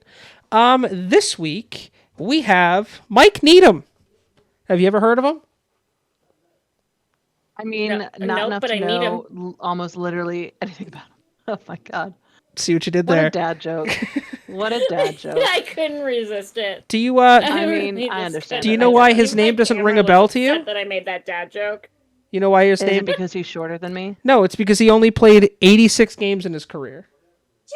Wow. 9 goals, I'm sorry, I'm blind to one eye. I have to get close sometimes. 9 goals, 5 assists in 86 career games.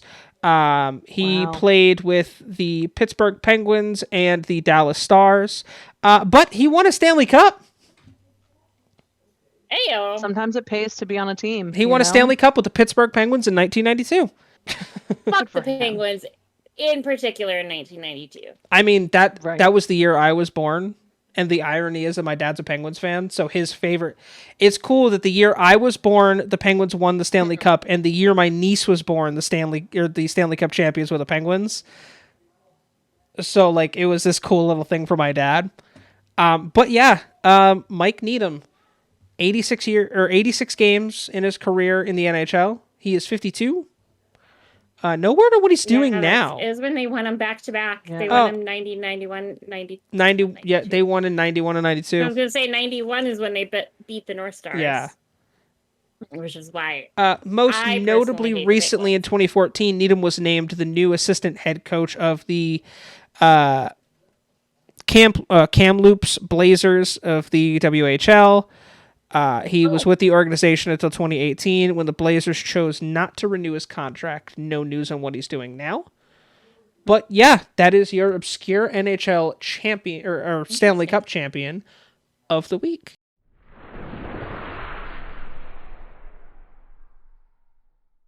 All right, guys. Thank you guys so much for joining us this week for this episode of Pucked Up Podcast.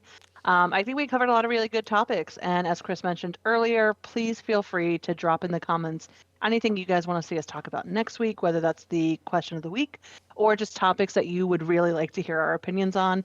We've all got hot takes here, and we'd love to share them with you and possibly piss you off or make you join like our side of the fence, and then we can start an internal fandom war. And wouldn't that be fun to get this ball rolling? If you like this video, you give us a like. If you want to, leave us a comment on any of the platforms that we're hosting on, we'd love to see that. Make sure you're subscribed and ring that little bell notification thing so that you can be alerted anytime we post. And we don't just post here about the Pucked Up Podcast. We post about all of our other Twitch content. If you want to follow us over on Twitch, be sure to go and do that. We'd love to see you, and you can join in on our game nights. Additionally, in the description down below, you're going to find all of our social media links, and most importantly, our Discord server, where you can join us for all the shenanigans and talk hockey with us 24/7 if that's what you're into. As well as our dope-ass merch store. Gotta rep the merch store. You can get some sick LTN Media swag. We have some new stuff going up. We have some new stuff posted. We have some new ideas. Yeah. And it's great quality stuff. Halloween specific, which is awesome. Yes. Absolutely. 100%. It's spooky season. Get your spook on, y'all. All right. We'll see y'all in the face-off circle next time. Until then, see y'all later, motherfuckers.